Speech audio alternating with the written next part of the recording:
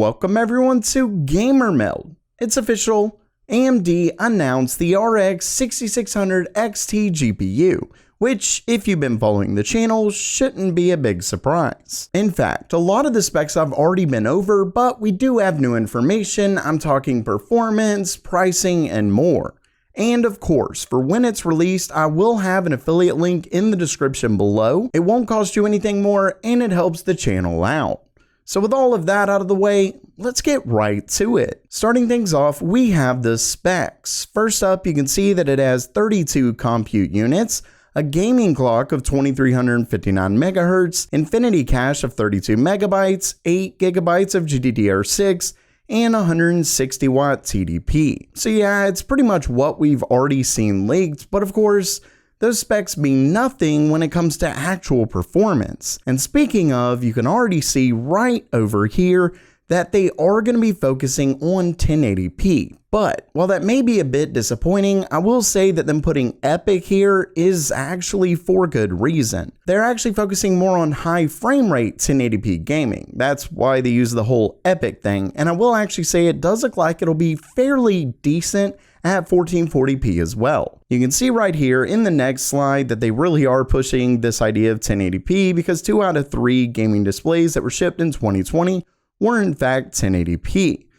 But moving on, we can also see that one of the things that is changing is that high refresh rate displays grew 20 times faster than typical displays. So while people are still purchasing a ton of 1080p monitors, they're buying higher refresh rate monitors for obviously things like esports and stuff like that. And I will actually say I have something here. AMD also said that 2/3 of those higher refresh rate displays that were selling were still 1080p. So clearly 1080p is their focus here. And when it comes to that, let's see just how good it is, at least according to AMD. First up, you can see right here that they're actually comparing it to a 1060, which really isn't all that impressive, of course. The GPU is quite a few years old at this point. I kind of thought it was a little odd, but the reason they gave for comparing it to this is basically that a ton of people still have 1060 GPUs. And moving on, a little bit more impressive, we can see that they actually compare it to last gen's 5600 XT and 5700. And as you can see, it gets pretty decent performance in comparison to their last gen GPUs, even the one that should be one step above the 6600 XT. But of course, the real thing we want to see here is how it compares to NVIDIA's RTX 3060. And really, I will say that I would have loved to see it compared to the 3060 Ti just because of the pricing, which I'll get to in just a minute. But unfortunately, this is the best that we got. You can see that, at least according to them, it gets up to 15% faster on average when compared to the 3060. And we can see that in most games that they show here, though these are obviously newer AAA, very popular titles, but of course I'm sure that they're still at least somewhat hand selected, and kind of the best out of those are the ones that they show. But at least for the most part, this should give us a decent idea of what we should expect in terms of performance. And as you can see, in most games it definitely does beat the 3060, though Horizon Zero Dawn, it's shown actually losing to the 3060. And of course we know AMD likes to do this ever so often just to kind of show that they're trying to be honest, but once again, these are fairly popular games, so it does look like it beats it overall. Next, you can see that they actually compare it in esports titles, and it absolutely does really well. Although at these frame rates, even 10, 20 FPS really isn't that big of a difference. Either way, you can see that it does beat it. And for those who do want to squeeze out every little bit of FPS, if their monitor supports it, and obviously some of these there's no way it does, but either way, that may be important to you. Moving on, and this is the first thing that I really found interesting. It's a claim from AMD that there's smart access memory. If you remember when AMD first revealed smart access memory, they somewhat played it off as, oh, because we have Ryzen CPUs and the GPU, because we're the only ones that can offer both, we're able to give you this really cool feature that they kind of implied others can't. Well, come to find out, it's basically just resizable bar support, to which NVIDIA has added it to many of their GPUs. But at least according to this and this very small sample size, AMD is making the claim that the difference in FPS when you use smart access memory versus just the regular resizable bars. So I do assume that this includes a Ryzen 5000 CPU. Anyway, their claim is that the performance uplift you get is significantly better than the performance uplift you get from NVIDIA. So that definitely is some pretty interesting information on this. I'm not sure if maybe the lower end of a GPU that you get, the more performance you're able to squeeze out from using smart access memory, but at least according to this, it looks like there is a difference.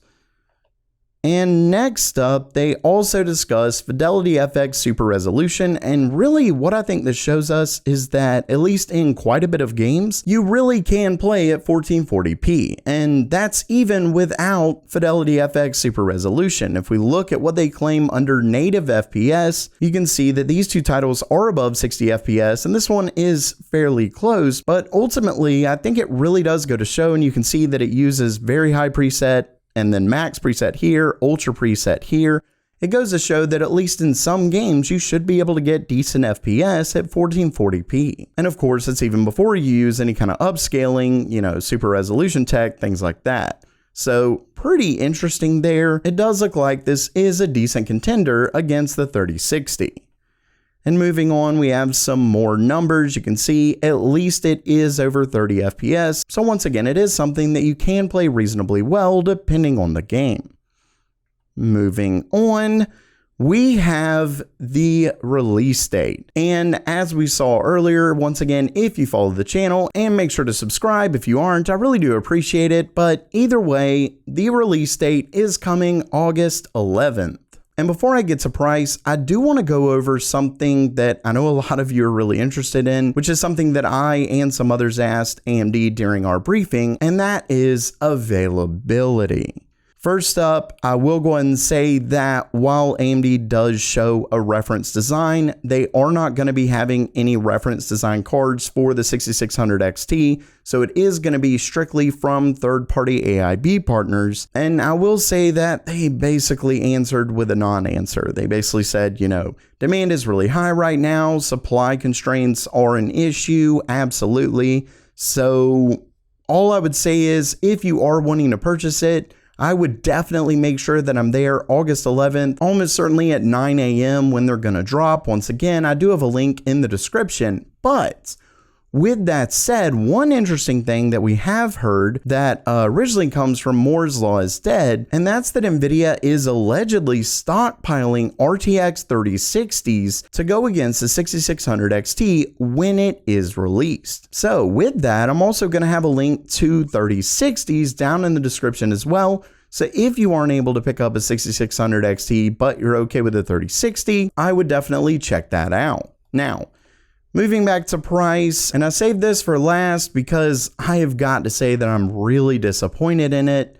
I'm going to go ahead and say it. The price for the 6600 XT is $379 US. And yes, that is MSRP, so at least if some of the AIB partners do sell it at that price, that will probably be the only time you'll even be able to get it that low, at least for a little while. But I have to say that it really does suck.